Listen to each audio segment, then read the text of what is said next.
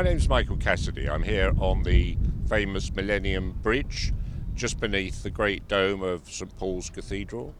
And the purpose of the film today is to show how the City of London has managed to keep its historic settings, such as the one behind me, and also become a global hub for finance.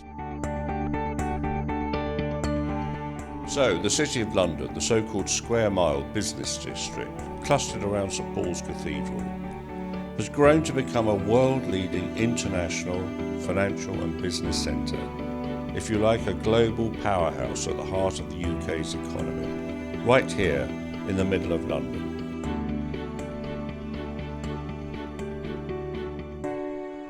So here we are at the Bank Junction, so-called. This is right the centre of the City of London, the Bank of England right behind me, the Mansion House to my left where the Lord Mayor lives, and behind me the underground station built over 100 years ago, and one of the 11 that serve the commuters into the City of London. And then behind me the eastern cluster of towers that we're about to go and have a closer look at. There are 11 existing underground stations serving the city, all within a 10-minute walk of most of our offices.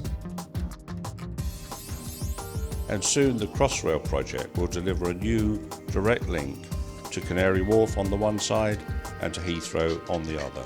And that's going to give a new dynamic to the centre of the city.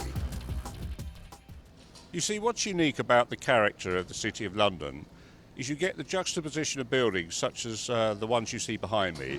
That is the medieval alleys, backed by modern architecture right at the back of buildings that suit the financial sector. And you'll see that nowhere else in the world.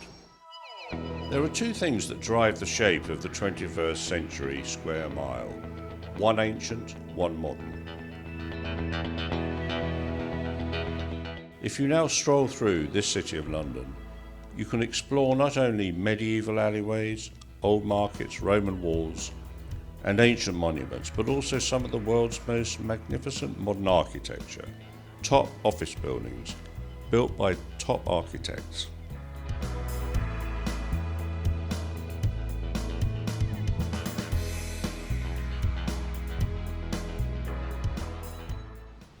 So for over 70 years, strict planning policies have meant that tall buildings at the heart of the commercial district do not interfere with important views of St Paul's Cathedral. So we've kept the quality buildings free from commercial space, but allowing the commercial space where it does not interfere at all with these precious views. Over many decades, the protection of the view of St Paul's Cathedral has been an imperative at the heart of the city. We don't have French-style grand boulevards and grand vistas. It's all about the sudden glimpse, the unusual angle.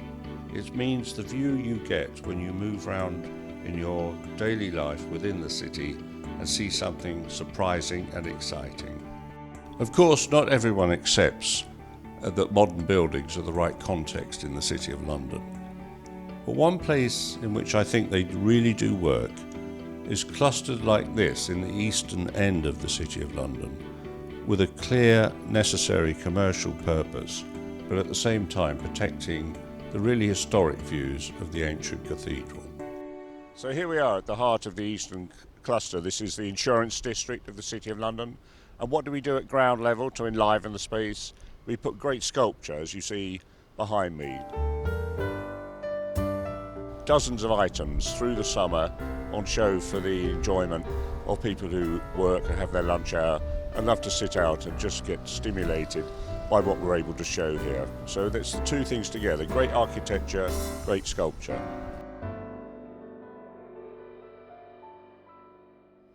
So one of our dozen or more pocket parks here at the centre of the financial district, a place where you can see a bit of history, the bust of Shakespeare's behind me, but also a lovely area for people to sit in their lunchtime and just enjoy peace and quiet, but also very close to their offices.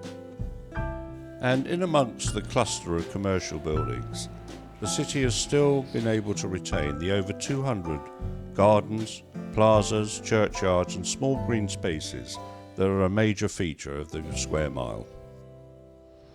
So behind me here in Moorgate is the giant Crossrail project. This is the largest construction project in Europe at the moment. You wouldn't believe the complexity of what's going on right underneath us here, of a shaft that goes not only downwards 40 metres, but halfway down it goes sideways as well under the road. Come 2018, the new Crossrail project will build a new set of stations across central London, and the City of London will believe that this link, particularly to Heathrow Airport, is going to be essential to London's competitiveness. Crossrail is a sign of the ever-renewing infrastructure that serves 250,000 people who work in the city. So this is the most important view of the City of London. We're on the Millennium Bridge looking across to the heart of the city, and you'll see that planning policy over many decades has kept a height limit on the buildings right adjacent to the River Thames, and then behind a cluster of modern towers, which is the centre of the financial district, and you'll see that careful planning has enabled these views to be maintained whilst accommodating businesses in exactly the place they want to be.